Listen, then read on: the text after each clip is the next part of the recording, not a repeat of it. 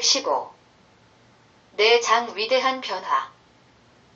워싱턴 DC에서 2달간 실업자로 지내는 동안 제가 이룬 유일한 성과는 많은 사람들을 만난 것 외에 펜실바니아 대학교에 방문.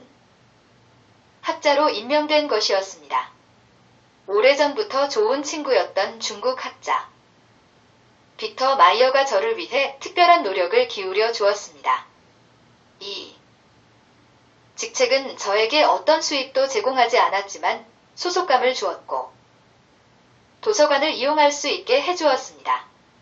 또한 2월 초에 펜실바니아 대학교에서 제 연구에 대한 강연을 하도록 초대받았는데 꽤 잘 진행되었고 워싱턴의 일상에서 잠시 벗어날 수 있었습니다. 저는 한미연구소의 부소장이었던 김상주라는 무명의 인물과 연락을 주고받고 있었습니다. 이 단체가 어떤 곳인지는 지금도 잘 모르지만 워싱턴에서 정기적으로 세미나를 열고 주요 정책 인사들을 초청했습니다. 한미연구소 사무실은 필라델피아에 있는데 펜실바니아 대학을 방문했을 때 몇 달 전부터 연락을 주고받던 김상주 부소장을 만나 즐거운 점심을 함께 할 수 있었습니다. 한국 역사에 대한 대화를 나눈 후 그는 2월 24일 더크센 상원 빌딩에서 열리는 ICAS 세미나에 저를 초대하는 이메일을 보냈습니다. 제가 왜 연사로 초대받았는지는 잘 모르겠지만 이 행사는 분명 주목할 만한 행사였습니다. 흥미롭게도 이 행사는 제가 일리노이 216 대학에서 병가를 낸 지 4주년 TH이 되는 날과 거의 정확히 일치하는 날에 열렸습니다. 이벤트 라인업은 다음과 같습니다. 2005 동계 심포지엄, 인류, 평화, 안보, 미국 상원 더크센 빌딩, 워싱턴 DC 2005년 2월 24일 스피커 패트릭 크로닌 연구 책임자 미국 평화연구소 동아시아에서의 미국 외교정책 한반도와 지역 안정 니콜라스 에버스타트 미국 기업연구소 선임연구원 북한과의 레드라인은 어디인가? 외교가 실패하면 어떻게 할 것인가? 마사타카 오카노 외교관 일본 대사관 217 일본의 관점 동아시아의 도전 과제 임마누엘 페스트라이쉬 펜실바니아 대학교 방문 연구원 한반도와 세계 열강 간의 투쟁 테프트카츠라 밀약과 포츠머스 조약 100년 후 에반스 리비어 미국 국무부 동아시아 태평양 담당 부차관보 미국 국무부 동아시아 태평양 담당 부차관보 한반도 평화로 가는 길 저는 20세기 초 미국이 도쿄의 한국 식민지배를 인정하고 도쿄는 미국의 필리핀 식민지배를 인정한 미국과 일본 간의 비밀 양해각서인 테프트카스라 밀약, 테프트카트수로 어그리먼트, TH에 대해 이야기했습니다. 이 주제는 김상주 선생님이 제게 맡기셨습니다. 그런 포럼에서 연설할 수 있는 기회를 준다는 그의 요청에 기꺼이 응했습니다. 저는 다른 연사들이 언급하지 않은 동북아시아의 장기적인 역사적 발전에 대해서도 길게 이야기했습니다. 저는 외교의 본질과 장기적 관점의 필요성에 대해 제 나름의 명상을 제시했습니다. 제가 취한 폭넓고 성찰적이며 철학적인 접근 방식은 패트릭 크로닌 같은 다른 싱크탱크 인사들의 자극적인 연설보다 게티스버그 연설에 더 가까웠다고 생각합니다. 이러한 접근 방식은 워싱턴 DC의 문화와는 너무 218 이질적이어서 청중 중 소수의 사람들에게만 어필했을 가능성이 큽니다. 니콜라스 에버슈타트와 패트릭 크로니는 수많은 행사에서 아시아에 대한 기존 관점을 제시하는 호감 가는 인물들입니다. 회의실은 정책 감시자, 의회 및 국무부 직원, 특히 한국과 일본의 언론인들로 가득 찼습니다.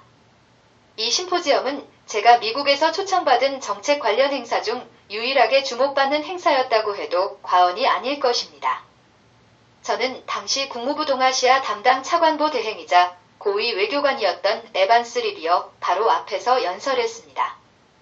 그 후에도 리비어를 자주 만났고 시간이 지나면서 그가 점점 더 위험하고 범죄적인 부시 정책을 수용하기 시작했다는 것을 알게 되었습니다. 프린스턴 출신인 그는 중국어, 일본어, 한국어도 배웠기 때문에 우리가 잘 맞을 거라고 생각했지만 내가 틀렸다. 제가 초대를 받았다는 사실이 놀라웠습니다. 직업소개소에서 비서직 제안을 거절당하고 2달 동안 실직 상태였던 제가 워싱턴의 중요한 정책 토론회의 발표자로 참석하게 된 것이죠. 저는 그 순간을 FBIS의 일자리 제안과 마찬가지로 제 지지자들이 저와 그들도 아직 끝나지 않았다는 것을 세상에 보여주기 위한 노력으로 해석했습니다. 그러나 궁극적으로 그들은 워싱턴에서 저와 마찬가지로 전투에서 패배하고 있었습니다. 강연이 끝난 후 많은 사람들이 제게 다가와 의견을 제시했지만 미국인보다는 일본과 한국의 외교관 및 언론인들이 가장 219. 열광했습니다. 다음날 제가 받은 명함을 가지고 이메일을 통해 후속 조치를 취했을 때 한국과 일본의 뚜렷한 차이를 확인할 수 있었습니다. 일본 외교관 한 명만이 커피 한 잔 하자고 제안했습니다. 물론 그 주에 잊을 수 없는 방식으로 커피 한 잔을 마셨죠. 하지만 집으로 돌아왔을 때 우편함에서 CIA의 FBIS에 입사하겠다는 처음 제안을 철회하는 편지를 발견했습니다. 정확한 내용은 다음과 같았습니다. 채용센터 L100 LF7 워싱턴 DC 2505 2005년 2월 16일 패스트라이쉬 씨에게 이 서신은 귀하의 중앙정보국 입사 지원과 관련하여 작성되었습니다. 안타깝게도 현재로서는 귀하가 중앙정보국 채용에 부적합한 것으로 판단됩니다. 이 결정은 귀하가 제공했거나 처리 과정에서 밝혀진 정보에 근거한 것입니다. 이 새로운 정보에 근거하여 2004년 10월 1일자 조건부 고용 제한을 철회해야 합니다. 이 결정에 대해 항소할 수 없습니다. 이러한 결정에 대한 구체적인 이유를 알려드릴 수는 없지만 대리점 고용에 부적합하다고 판단되는 많은 상황이나 여건은 시간이 지나면 완화될 수 있습니다. 따라서 1년 후에 귀하의 상황을 재평가하고 그 시점에 대리점에 다시 지원하는 것을 고려할 수 있습니다. 220. 이 결정은 보안 고려 사항보다는 기관 고용에 대한 귀하의 적합성에 근거한 것이므로 향후 보안 신청서 및 양식에서 이 결정과 관련된 한 귀하는 보안 허가가 거부된 적이 없음을 확인하실 수 있습니다.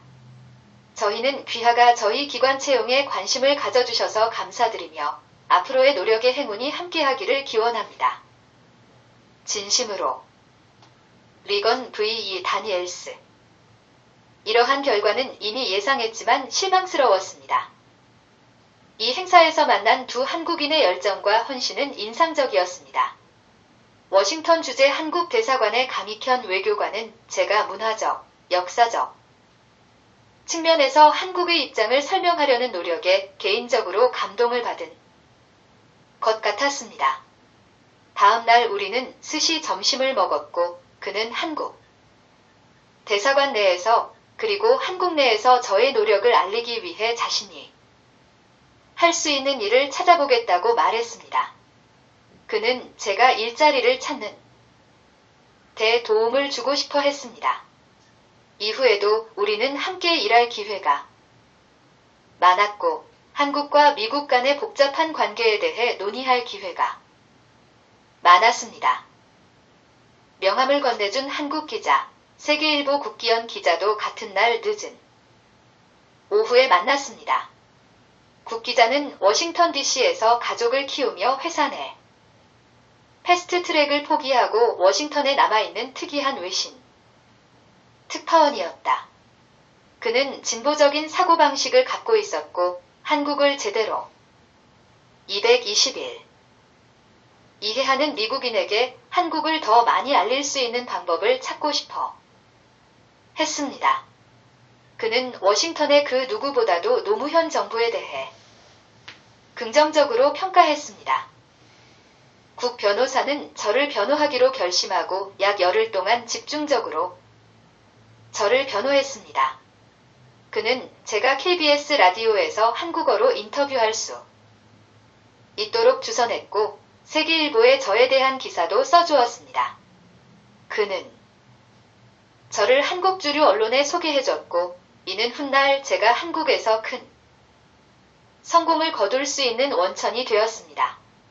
그 전에도 어떻게 하면 성공할 수 있을지 많은 생각을 해봤지만 미디어와의 관계는 그 목록에서 높은 순위를 차지하지 못했죠.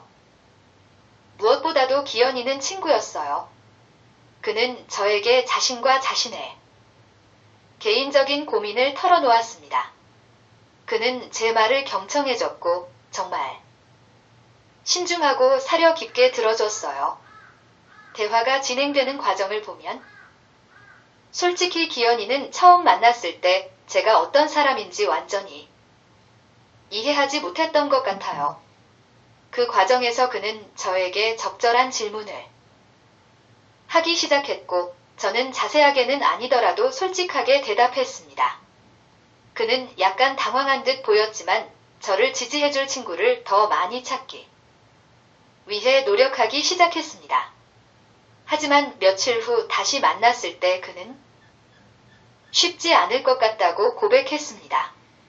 하지만 그는 포기하지 않고 저에게 정기적으로 전화를 걸어 제안을 해주었습니다.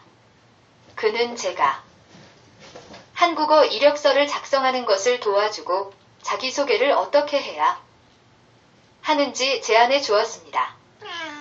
222. 개인적으로 그때까지만 해도 한국에 대한 특별한 편견은 없었습니다.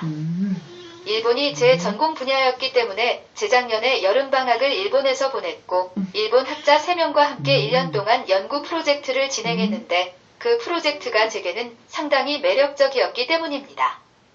하지만 일본인은 물론 중국인이나 미국인에게도 저에 대한 그런 열정은 없었습니다. 기현이가 전화로 새로 부임한 홍석현 주미 한국 대사와 만나기로 약속을 잡았다고 알려주었습니다. 그는 저를 대신해 개인적으로 호소할 계획이라고 말했습니다.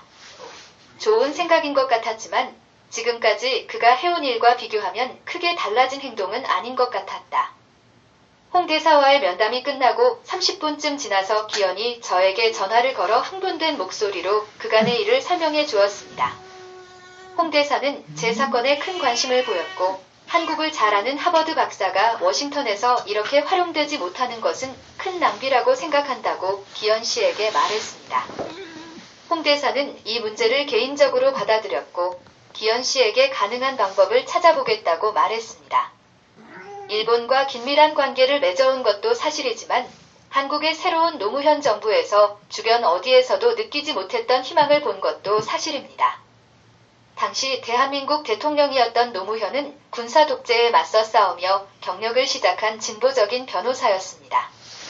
김대중 대통령 정권 말기에 각종 부패 스캔들이 드러나고 조지 W. 부시 대통령의 대북 포용 223. 정책으로 미국과의 긴장이 고조되자 서방 언론에서는 보수 세력이 다시 정권을 잡을 것이라는 전망이 지배적이었습니다. 하지만 2002년 지프를 몰던 미군 병사 2명이 한국 여학생 2명을 치어 숨지게 한 뒤 달아난 사건이 발생했습니다. 군사법원에서 재판이 열렸고 미군들의 범죄 혐의는 유죄로 인정되었습니다.